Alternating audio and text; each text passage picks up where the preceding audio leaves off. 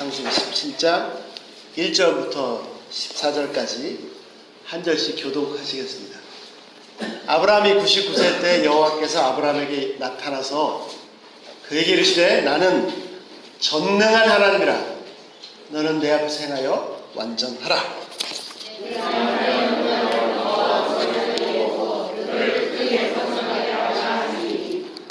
아브라함이 엎드렸더니 하나님이 또 그에게 말씀하여 이르시되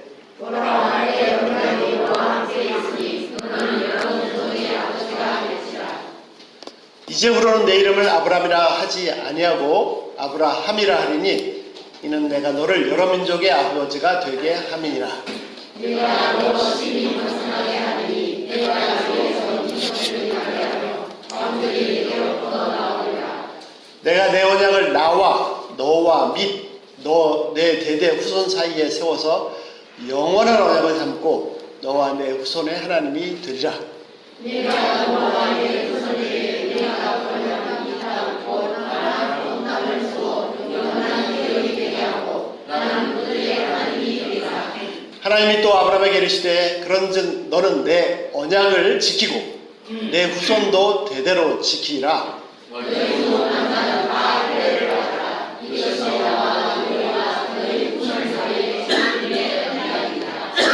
너희는 포피를 베어라.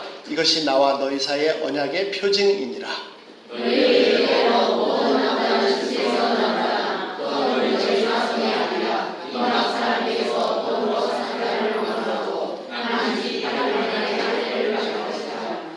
너희 집에서 난자든지 너희 돈으로 산 자든지 할례를 받아야 하리니 이는 내 언약이 너희 살에 있어 영원한 언약이 되려니와.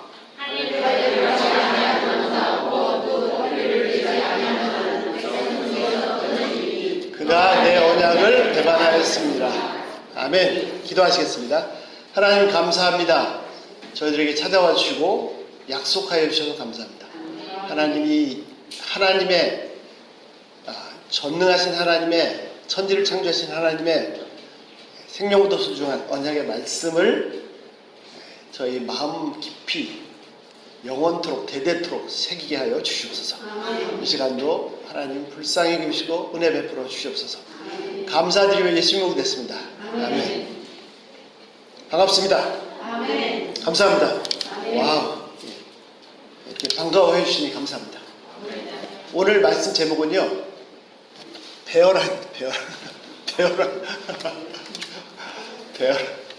예. 자, 오늘 말씀의 내용은 지금 보신 것처럼 아브라함이 자신뿐만 아니라 식솔들에게 할례를 행한 그런 내용입니다. 자, 이 시간 이 말씀을 통해서 할례가 무슨 뜻인지 저희도 배우고 또 그 비밀을 저희도 간직할 수 있기를 기도합니다. 자, 1절 보실까요? 1절. 예. 감사합니다, 수임집사님. 예. 제가 수임집사님 밥이라도 한번 대접해드리고 너무 감사합니다. 자, 1절. 예. 하나님께서 아브라함에 나타나셨을 때, 그때 아브라함 나이가 몇 살이었습니까? 예. 99세였습니다. 99세에 하나님께서 아브라함에 나타나셨습니다. 그런데 그 앞에 그 16장 마지막 절에 보시면 아브라함의 나이가 98세가 아니고요. 86세였습니다. 그 한 절 사이에 13년의 세월이 흘렀습니다. 그 말은 무슨 말이냐면 13년 동안 아브라함이 한 것에 대해서 기록할 게 전혀 없었습니다. 13년 동안 하나님하고 아브라함하고 아무 상관없는 하나님 없이 살았습니다. 놀랍죠? 우리가 믿음의 조상이라고 믿음의 대선배 믿음의 시조라고 하는 아브라함이 자가마치 13년 동안 하나님하고 말빠이하고 살았습니다. 자, 12장 처음에 하나님께서 아브라함 부르셨을 때 아브라함의 나이가 몇 살이었습니까? 12장 4절에 보시면 75세였습니다. 75세. 다 늙은 할아버지. 하나님이 진짜 멋있으십니다. 예. 아무것도 없는 사람을 부르셨어요. 예.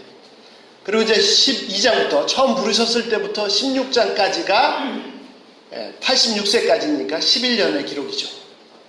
그 12장, 13장, 14장, 15장, 16장 11년 동안 하나님과 어떻게 동행했는지 뭐 이런 기록들이 있습니다. 그런데 16장 딱 끝나고 심지어 끝나고 17장이 딱 시작될 때 갑자기 13년이 확 뛰어가지고 99세에 다시 찾아오셨습니다.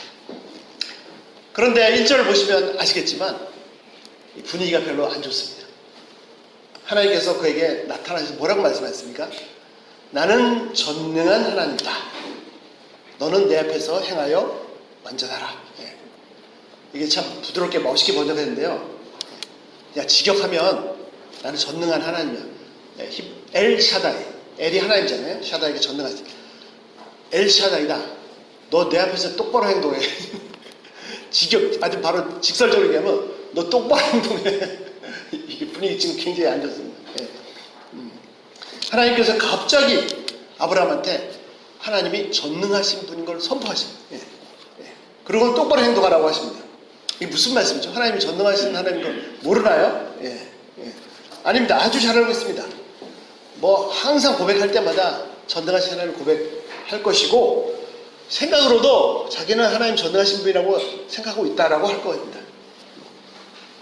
그래서 아주 잘 알고 있는 것처럼 보이지만 실상 그렇지 않습니다.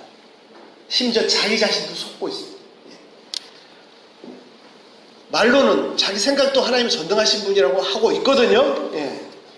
그런데 실제 행동은 전혀 하나님을 전능하신 분이라고 생각하지 않는 행동들이 나옵니다.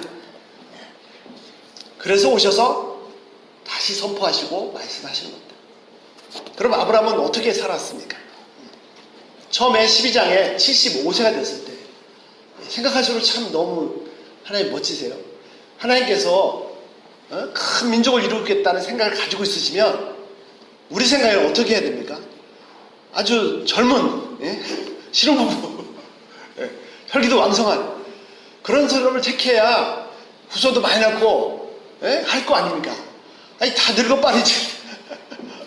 할아버지를 부르셨어요. 그리고 75세가 되도록 아들거나 딸도 하나 없는, 그리고 부인은 아예 아기를 가질 수 없는 그런 사람을 부르셨습니다. 그런데 약속의 말씀은요, 축복의 말씀은 자식 하나가 아니라 큰 민족을, 셀 수도 없는 큰 민족을 이루겠다고 하셨습니다. 그리고 그의 이름이 위대하게 역사에서 계속 기억되게, 그리고 그대로 다 이루셨어요.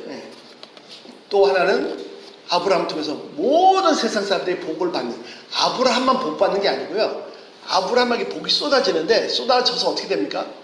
쏟아서 이게 넘쳐가지고 계속 흘러 넘쳐서 주위 사람, 또 주위 사람, 온 세상 사람들이 다 복 받는.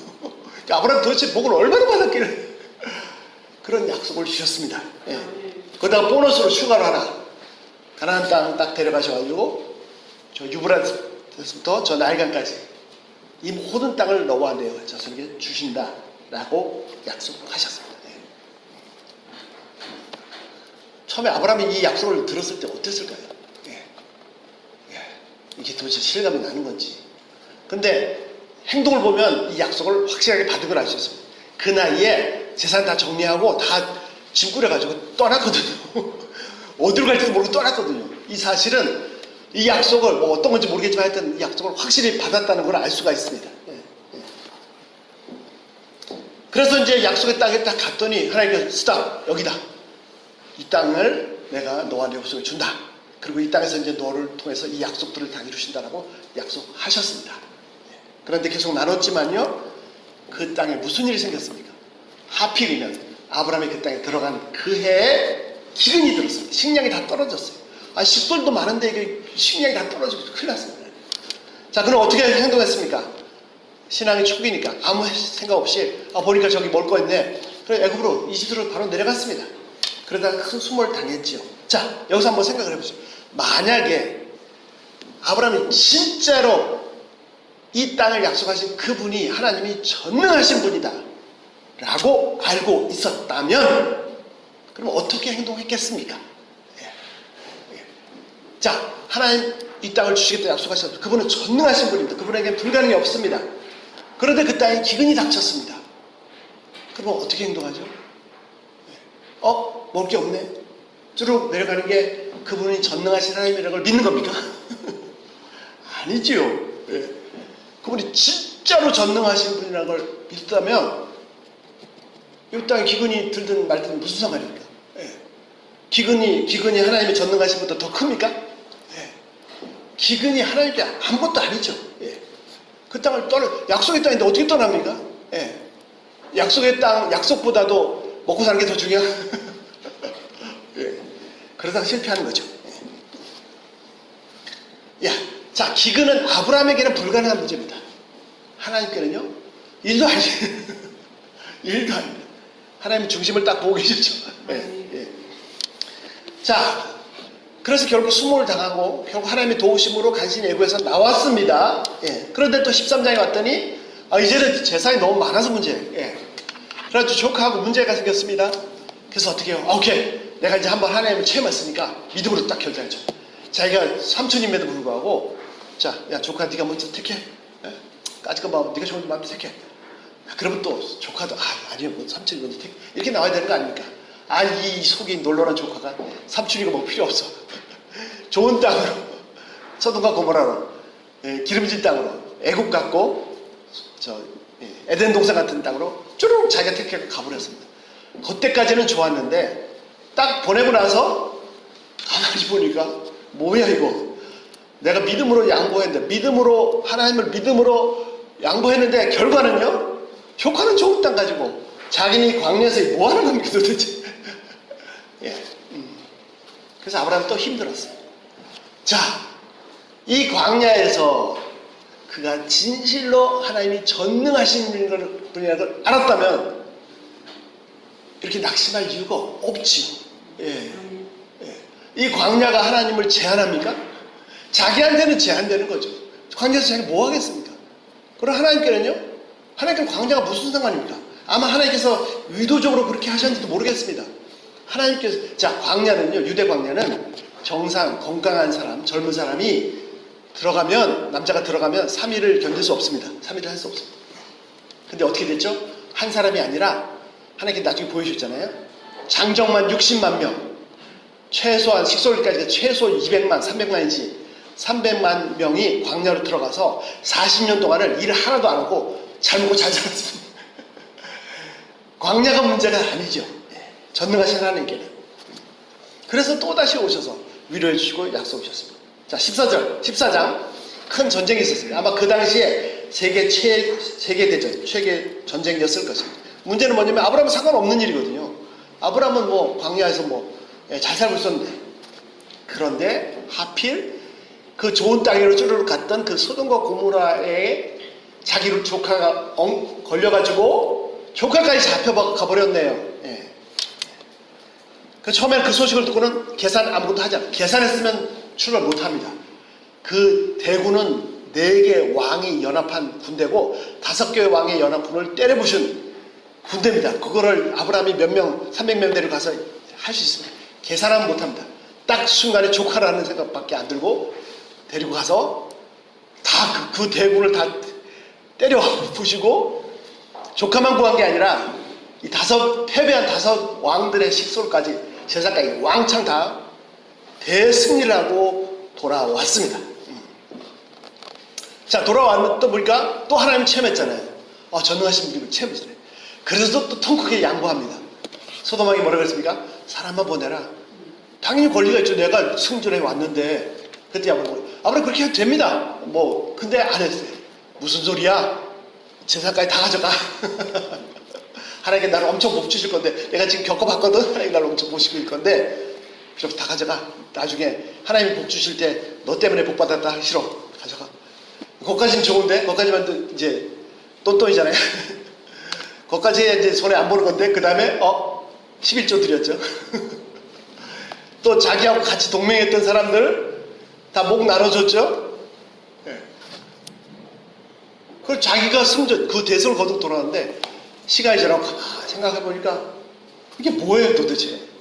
자기가 승리를 했는데 남는 게 아니라 손해를 본 겁니다. 손해를. 손해를 보고, 손해를 본 정도가 아니라 여기 잘못 건드렸어요. 벌집을 잘못 쓰셔놨습니다. 아니 저 4개 왕의 연합군이 이게 지금 세계 최강대국인데, 예? 저걸 내가 왜 건드렸어. 저거 이제 마음먹고 다시 쳐들어오면 자기는 상대가 안 되는 거야. 이제 두렵고 막 그냥 손해의식. 내가 믿음으로 산다고 여기까지 왔는데 맨날 손해보고 남는 건 없고 막 광야 쫓겨나고 기근 닥치고 괜히 찔렀다가 지금 뭐 내가 승리했는데 남는 손해만 보고 저 잘못 건드려 저 쳐들어오면 나는 이제 죽고 이게 이제 감당이 안 되는 거죠. 그때 15장 아브라함 진짜 힘들었습니다. 근데 15장 하나님께 찾아오셨습니다. 근데 불평하죠. 하나님께서 평소에 같은 말씀해 주실 때 잘 받았거든요. 근데 이번에 불평합니다. 도대체 나한테 해준 게 뭡니까 하나님? 맨날 말씀만 약속만 주고 저한테 해준 게 뭡니까? 자, 이때도 마찬가지입니다. 이때도 그분이 전능하신 하나님, 엘샤다의 하나님이라는 걸 알았더라면 이렇게 반응하지 않았겠죠.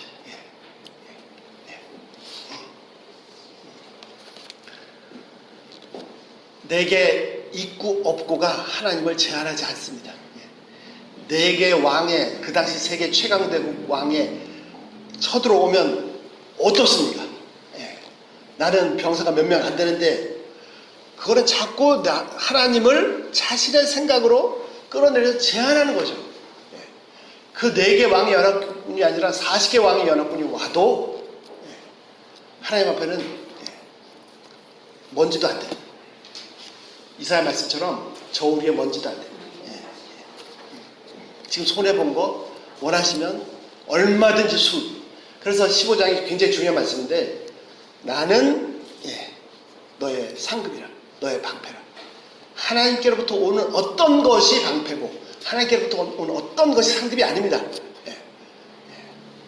하나님 그분이 방패시고 상급이시고. 그래서 이제 아무리 얘기를 해도 안 되니까 하나님께서 구체적인 얘기를 해주세요.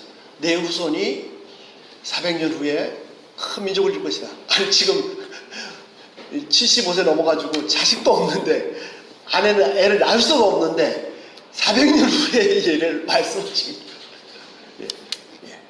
그리고는 맹세를 해주셨어요. 짐승을 쪼개라.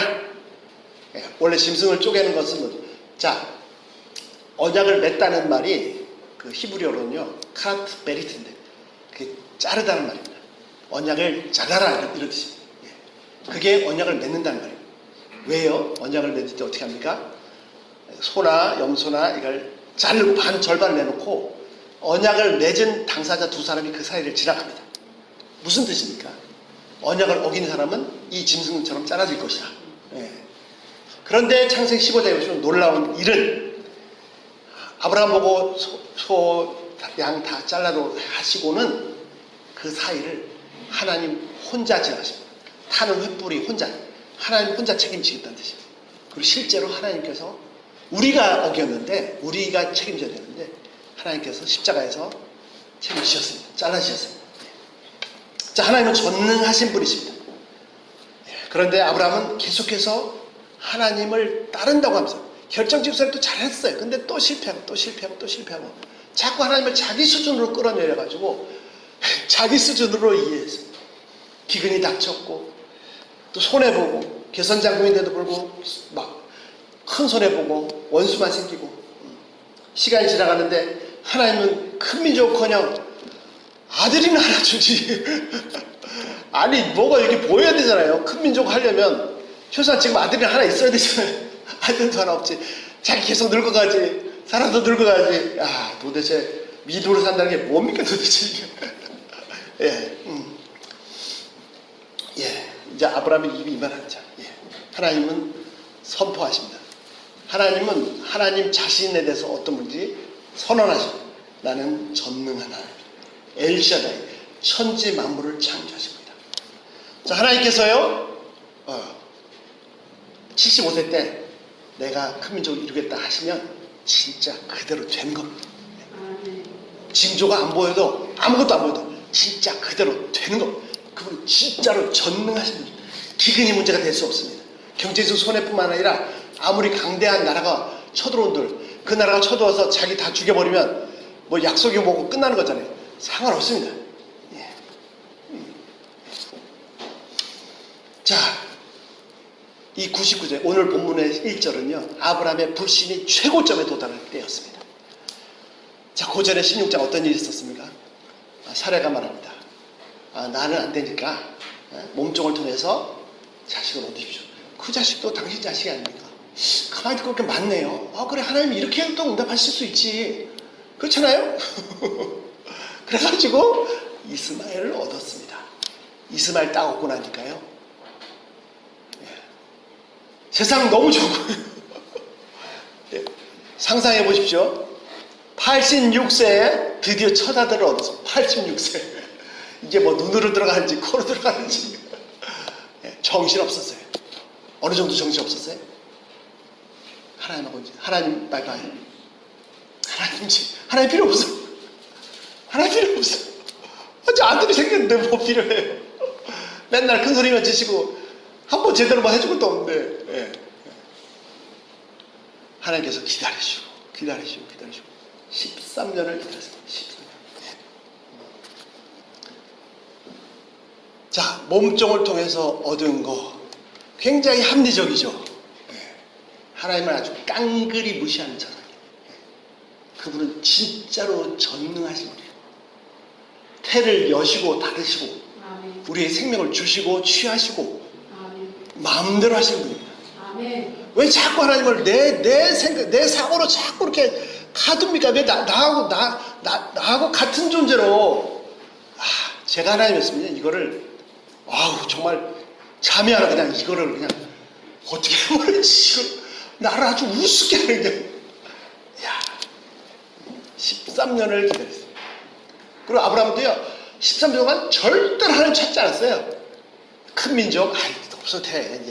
아들이 있는데 뭐 없어도 돼.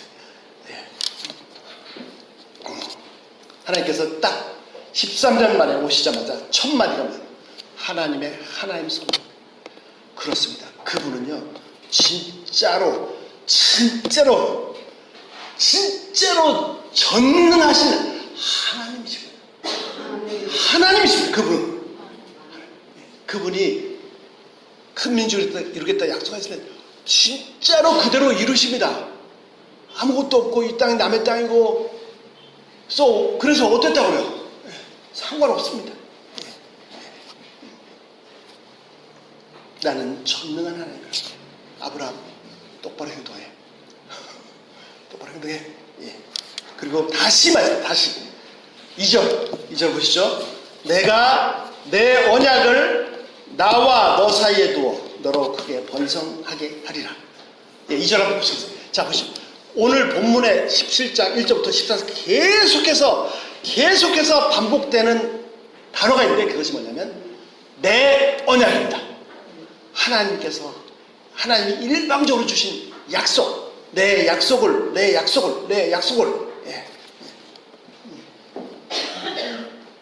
아브라함이 그 약속을 버렸습니다. 버렸어요. 그냥 이스마엘 하나 얻고요 끝났어요. 필요 없어요. 그런데 또 오셔서 또 다시 약속을 일깨워주세요. 4절부터 8절 다시 약속을 일깨우십니다. 그의 이름도 바꿔주십니다. 9절 그에게 명령. 9절 한번 보실까요? 9절. 9절 하나님이 또 아브라함에게 이르시되 그런즉 너는 내 언약을 지켜라. 내 후손도 지켜라. 하나님의 언약을 지켜라. 이게 무슨 말이죠? 하나님의 언약을 지키라는 게 무슨 말입니까? 행동을 똑바로 해라. 그 약속을 간직하라고요. 제발 내가 전능하신 하나님이 줬는데 이걸 그냥 팽개쳐 버리지 말고 제발 좀 잘 간직해라. 아니 황제가 사인해서 찍어서 약속장 주면 그걸 집어 던져 놓겠습니까? 당장 불러다 능지처참을 해야지. 가보 대대손손은 보존해도 모자랄 텐데요. 자, 무슨 말씀입니까? 하나님께서 처음 그에게 약속하셨습니다. 큰 민족, 위대한 명성, 온 인류의 복의 원천, 그리고 땅, 이걸 주시겠다는 약속을, 이 언약을 하셨으니까 제발 이스마엘 하나 얻었다고 팽개치지 말고 간직해라. 간직. 네가 간직하고 네 후손 대대로 간직해라. 자, 1,000억 원짜리 수표를 하나 써줬어요. 수표 1,000억 원짜리 써줬어요. 근데 이게 1,000억 원짜리 수표 바꾸면 이게 도대체 1,000억 원이 이게 돈이야 말. 그런데 예, 돈 1,000만 원이 생겼어요. 그랬더니 1,000원짜리 수표를 집어 던지는 거죠. 이거는 돈이 시간이 아니야. 1,000만 원은 막 얼마나 큰 돈입니까? 예. 1,000만 원을 막 쓰면서 진짜 큰 이 약속의 수표는 집어 던져버렸습니다. 어디 갔는지 찾을 수도 없어요. 예. 그 수표를 주신 분은 하나님이십니다. 이 언약을 주신 분은 하나님이십니다. 근데 진짜 1,000원. 예. 그래서 아이고 도대체 이놈의 수표 어디다 놓은 거야? 13년 동안 쳐다본 적도 없는데 하나님이 다시 찾아내서 다시 아브라함의 손에 다시 지어줘요. 내 후손이 이와 같을 거야. 이 땅이 내 후손이 될 거야. 다시 그 손에 지워. 야 지금 이스마엘 하나 가지고 그러지 마. 그거는 푼돈도 아니야. 그거는 예? 정신 차려. 예. 그리고 이 내 언약을 너와 내 후손 대대로 제발 간직해라. 까먹지 말고 잃어버리지 말고. 예. 그리고 이 수표를 쓰신 분은 전능한 하나님이다. 이게 종이 조각이 아니다 진짜. 예. 정말 하나님께서 복을 주시는데 막 쫓아다니시면서 막 챙겨가지고 막 야 정말 예. 하나님 하기도 힘드시고 끝까지 오래 참으시고 그 불신에 대해서 다 견디시고 그 죄를 다 담당하시고 예. 다시 손에 쥐어주십니다. 이 하나님 진짜 하나님이니까 이 약속을 제발 좀 똑바로 알고 제발 자기 수평으로 끌어내지 말고 제발 좀 잘 간직해라. 정신 차리고. 예. 그리고는요 이상한 명령을 하십니다. 그게 뭡니까? 자 10절부터 14절까지 그 명령이 뭐죠? 예. 너 아브라함 너부터 시작해서 너희 집안의 남자들 다 모아서 포피를 다 베라. 예. 할례를 행하라. 베어라. 살을 잘라라 하십니다. 자, 할례가요 유대인의 표식이 아닙니다. 할례가 아브라함의 자손의 표식이 아닙니다. 할례가 아브라함의 자손의 표식이라면, 할례가 유대인의 표식이라면 이스마엘도 아브라함 자손이고 에서도 아브라함 자손입니다. 아닙니다. 이 할례는 무엇입니까? 믿음의 조상 아브라함처럼 지금 24년 동안, 내년 25년 동안 하나님께서 그렇게 약속을 주셨는데, 자꾸 팽개치니까 이놈 이 약속을 살에다 새겨. 살을 배. 내 약속은 네 살에 있다. 살을 베라. 그 뜻입니다. 하나님의 언약은 전능하신 하나님의 약속이니까 그 약속을 대충 간직하지 말고 적당히 좋은 거 생겼다 해서 집에도 편개치지 말고 안 되겠다면 내 살에다 베라. 살만 베서는 안 됩니다. 진짜 핵심 뭡니까? 이 하나님의 말씀을, 언약의 말씀을 살에 새기는 겁니다. 예. 살만 뱉다고 아브라함 자손이 아닙니다.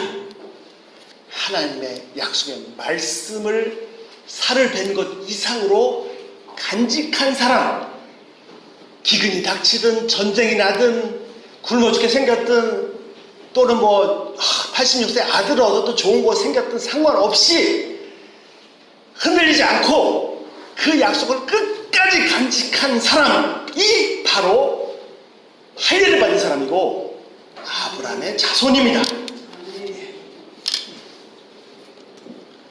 나중에 하나님께서 어떻게 했습니까? 살해배도 안 돼. 그래서 어떻게 했어요? 예레미야 31장 33절. 31장 33절. 그러나 그날 이후에 내가 이스라엘 집과 맺은 언약은 이러하니, 또 약속이, 또 약속. 곧 내가 나의 법을 그들 속에 두며 어디다가요? 그들의 마음에 기록하며. 살에다 기록하는 게 안 돼. 마음에 기록하며 나는 그들의 하나님 되고 그들이 내 백성이 될 것이라. 여호와의 말씀이다. 예레미야 31장 33절 말씀입니다. 그리고 실제로 성령 하나님께서 오셔서 이 엘사다의 하나님의 약속의 말씀을 우리의 신비에 마음의 판에 새기셨습니다. 이 하나님은 지금도 동일하십니다. 하나님은 배워라 라고 하십니다. 무슨 말씀입니까?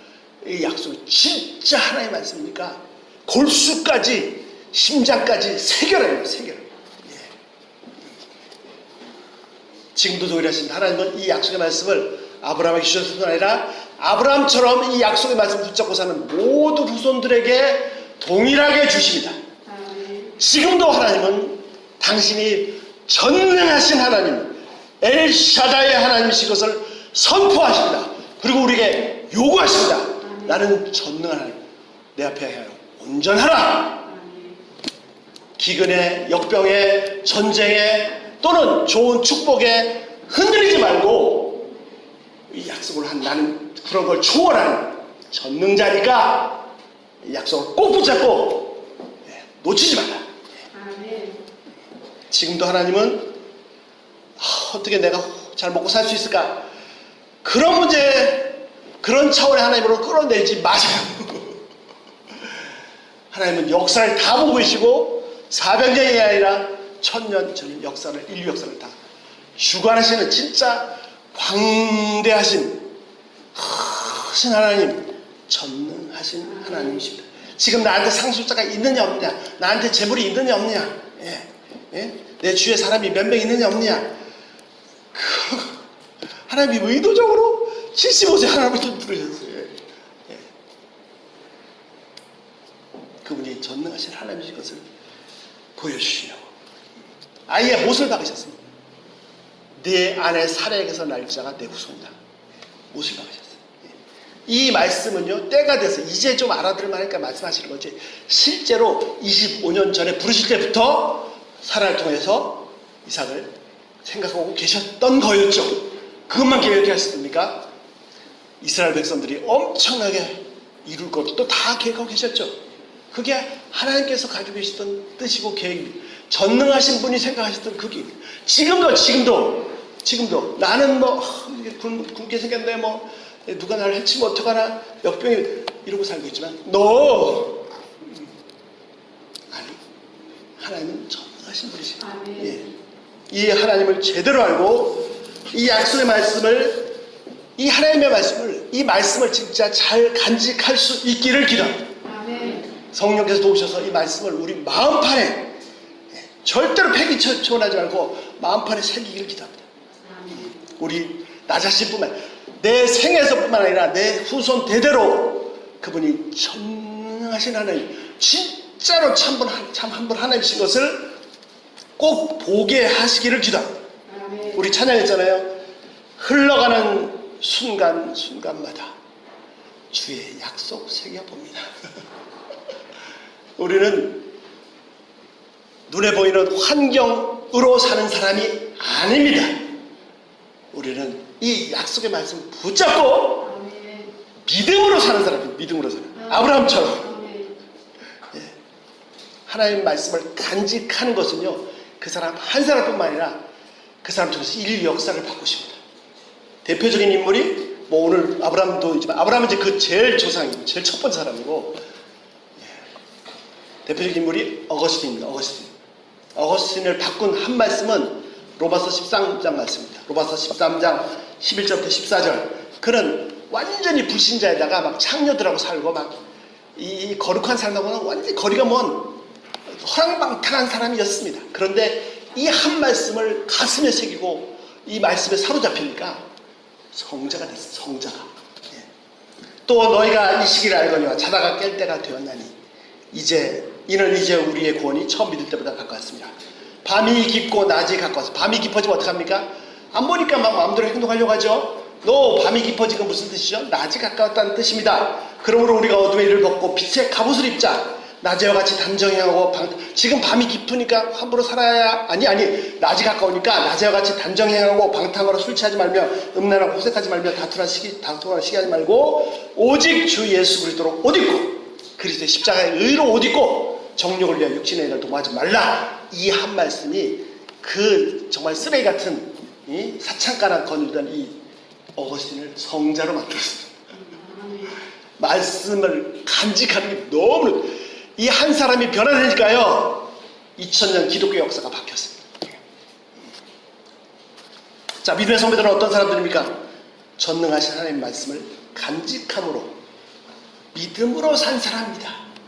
이 말씀을 머릿속에 살에다가 마음판에 아니 더 깊이 절대로 내가 이 하나님의 약속을 놓지 않으리라 간직해서 기근이 닥치든 전쟁이 오든 자식이 하나도 없든 상관없이 이 말씀은 이 1000억원짜리 수표는 전능하신 분이 약속하신 거예요.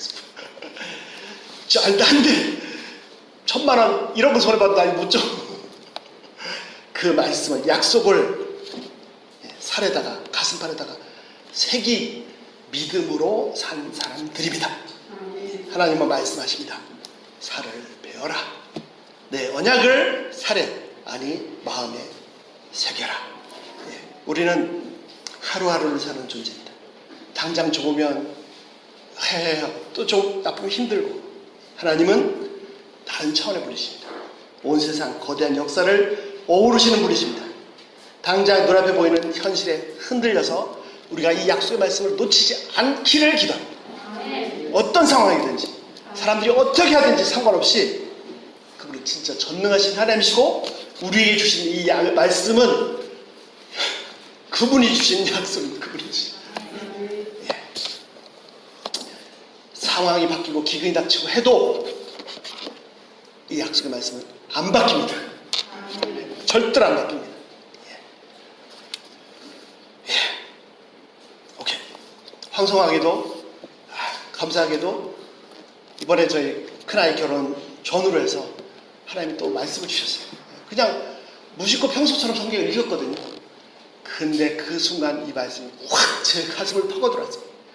이사야 59장 21절 여호와께서 이르시되 내가 그들과 세운 나의 언약이 이러하니 곧 내 위에 있어 너의 위에 있어 나의 영과 내 입에 둔 나의 말 하나님의 영과 하나님께서 너의 입에 둔 하나님의 말씀이 이제부터 영원토록 너의 입에서와 내 후손의 입에서와 내 후손의 후손들의 입에서 떠나지 아니하리라 하시니라.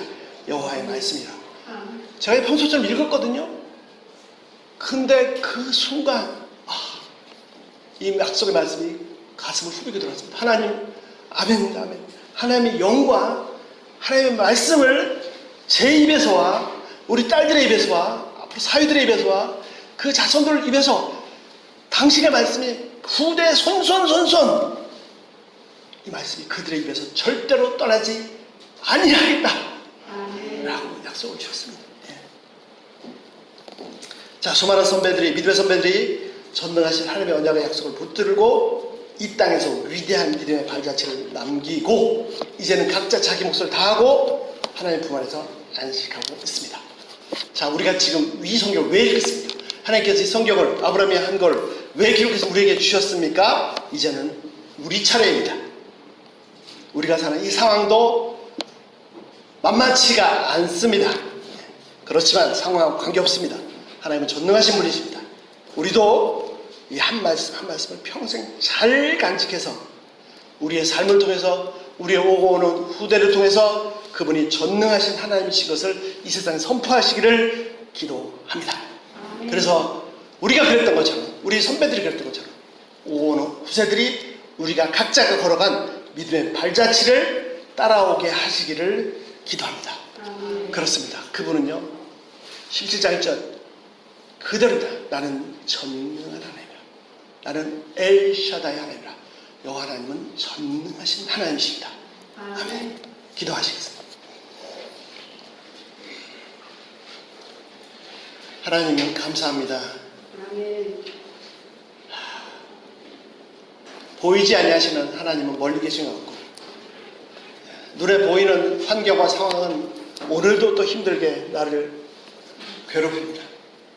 그럴 때마다 나는 또 약속을 놓치고 절망하고 좌절하고 불신하고 참 이런 모습으로 살아온 것을 고백합니다.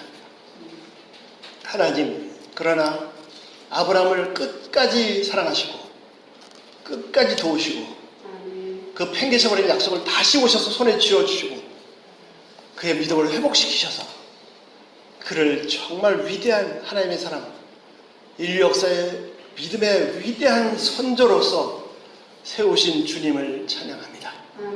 하나님, 동일하게 이 하나님께서 저희들도 사랑하시고 또 동일하게 전능하신 하나님이신 것을 고백합니다. 하나님, 저희의 불신을 책망하지 마옵시고 하나님, 저희가 다시 한번 말씀을 통해서 주의 말씀을 붙잡을 수 있도록 주의 언약을 가슴 깊이 간직할 수 있도록 은혜 베풀어 주시옵소서. 아무리 풍랑이 불고 난리를 쳐도 절대로 흔들리지 말고 또 아무리 좋은 것이 눈에 보이더라도 하나님의 약속보다 더 좋은 것이 있을 수 없습니다.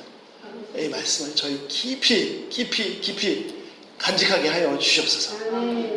아브라함처럼 또 믿음의 선배들처럼 저희도 저희가 걸어가는 이 한 걸음 한 걸음이 믿음의 발자취가 될 수 있도록, 그래서 후대들에게 믿음으로 사는 그 길을 쫓아오게 하는 본이 되는 그런 길이 될 수 있도록 복 내려 주시옵소서. 이 자리에 계신 한 분 한 분, 저희 교회 모든 하나님의 것을 한 분 한 분에게 이 말씀을 약속을 주셔서 감사합니다. 하나님, 저희가 이 하나님의 믿음에까지 성장하게 도와주시옵소서. 감사드리며 예수님 이름으로 됐습니다.